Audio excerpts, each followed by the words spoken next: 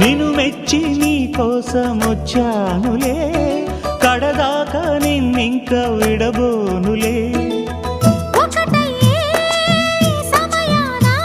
ఈ ఆనందం అనుబంధం ఏ జన్మ వరమో అల్లుకుంది వల్లెవాటు చేరమంది చెట్టు చాటు. కొండ మల్లి కులుకు ఎందుకే, కుర్రగాడు కన్ను కొట్టి పిలిచినందుకే.